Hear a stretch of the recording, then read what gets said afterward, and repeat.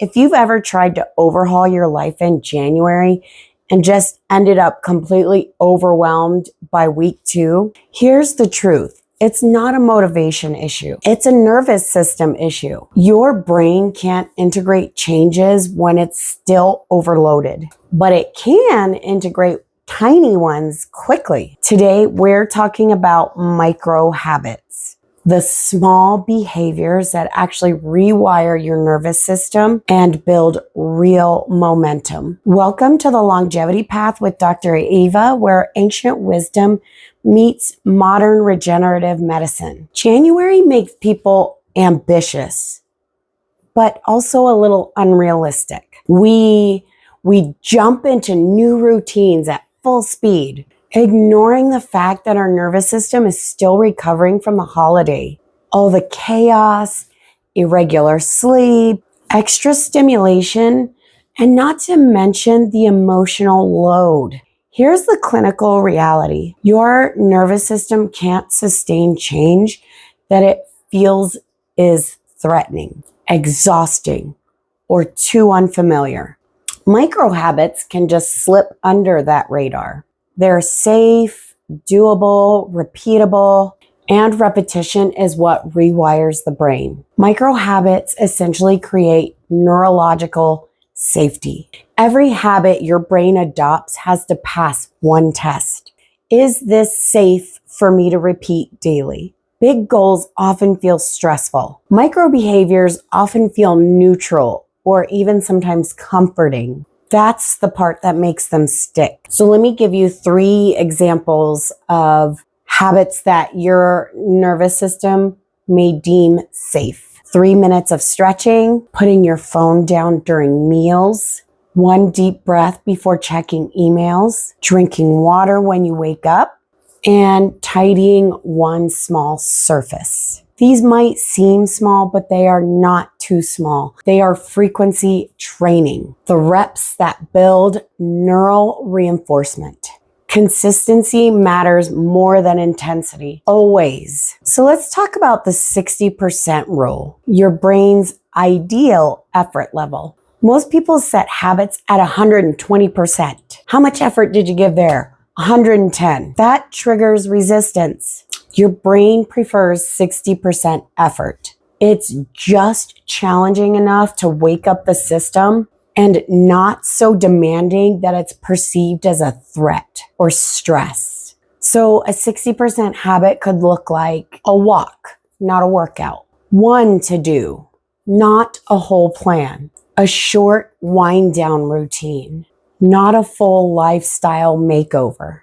When effort stays in the 60% zone, the nervous system stays regulated and the brain learns faster. So why does 1 habit change everything? Let's talk about the autonomic cascade. Micro behaviors create what we call the autonomic cascade, meaning 1 small action shifts multiple regulatory systems at once. So for example, you stretch for 3 minutes, muscles relax, breath deepens, and cortisol drops. Another example, you finish 1 task before starting another, the brain gets a dopamine hit, and then motivation increases. Or let's say you pause before grabbing your phone. That leads to attention stabilization, and that can lead to stress load decrease. This is how 1 small habit stabilizes the nervous system, and that stability makes the next habit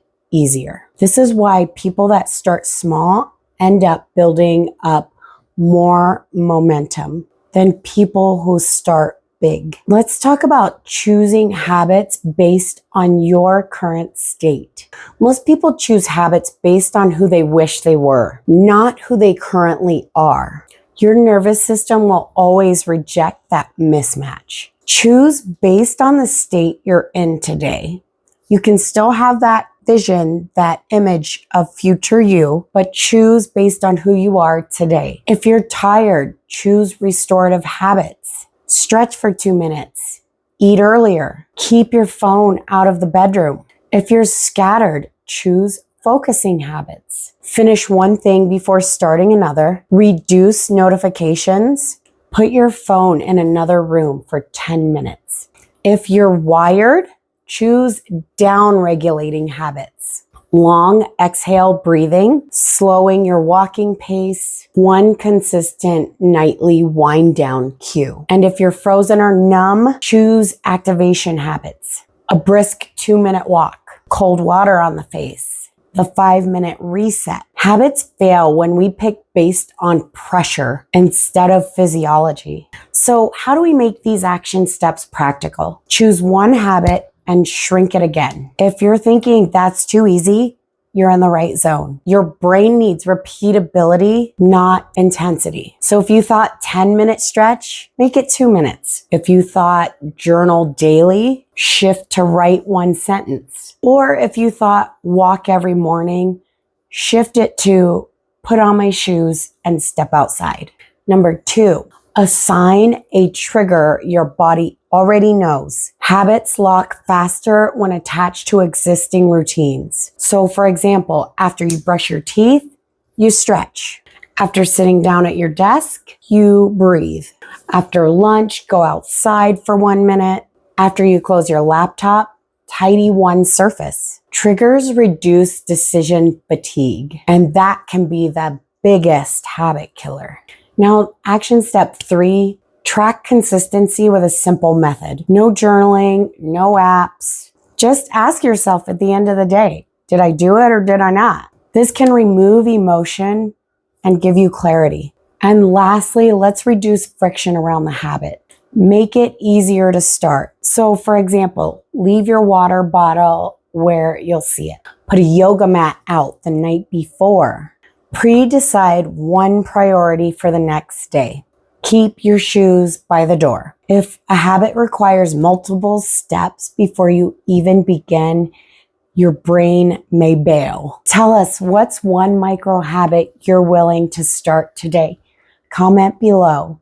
And make sure you like and subscribe for more tips and tricks like this. And until next time, stay rooted, stay radiant, and beautifully balanced.